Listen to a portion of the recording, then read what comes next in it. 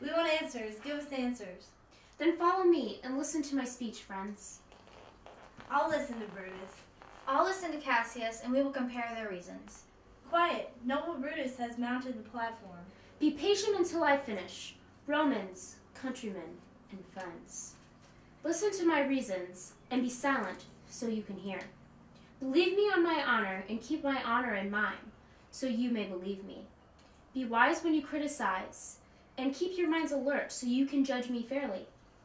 If there is anyone in this assembly, any dear friend of Caesar's, I say to him that my love for Caesar was no less than his.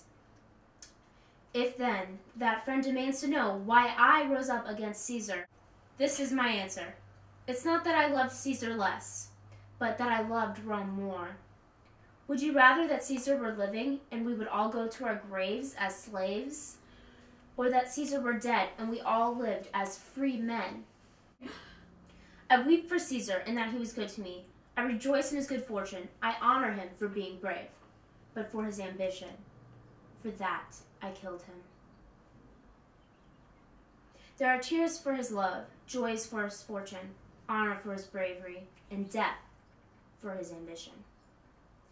Who here is so low that he wants to be a slave? If there are any, speak, for it is he whom I have offended. Who here is so barbarous he doesn't want to be a Roman? If there are any, speak, for it is he whom I have offended.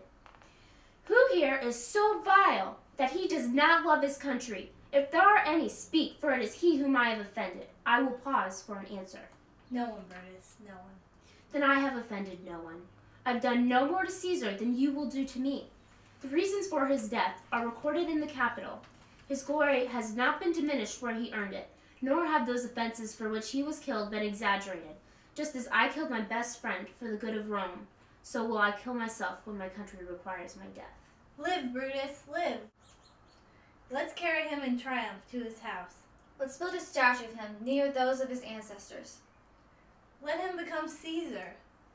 Caesar's better qualities exist in Brutus, and we will crown him. We'll bring him to his house with shouts and celebration. My countrymen! Silence, Brutus speaks. Quiet there. Good countrymen, let me leave alone. I want you to stay here with Antony to pay respects to Caesar's corpse and listen to Antony's speech about Caesar's glories, which he gives with our permission. I ask that none of you leave except myself until Antony has finished.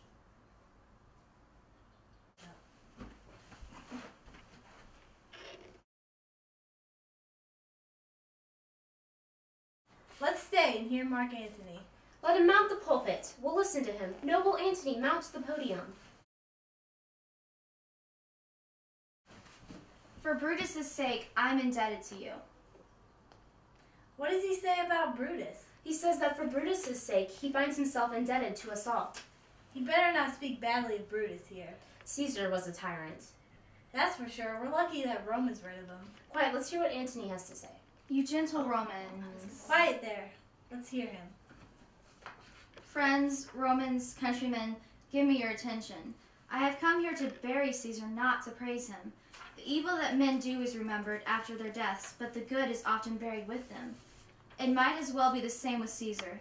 The noble Brutus told you that Caesar was ambitious. If that's true, it's a serious fault, and Caesar has paid seriously for it.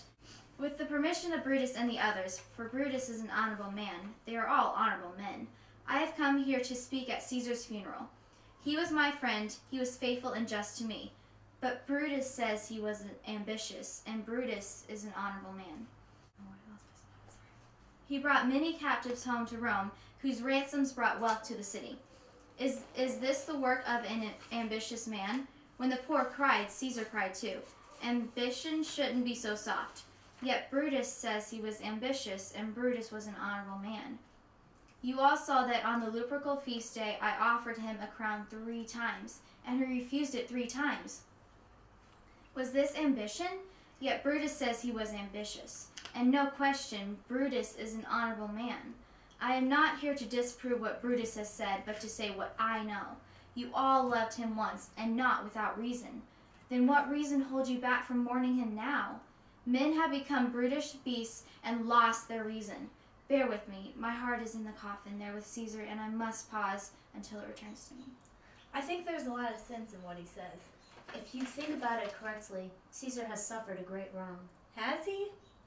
I'm worried there will be someone worse to replace him. Did you hear Antony? Caesar wouldn't take the crown. Therefore, it was certain he wasn't ambitious.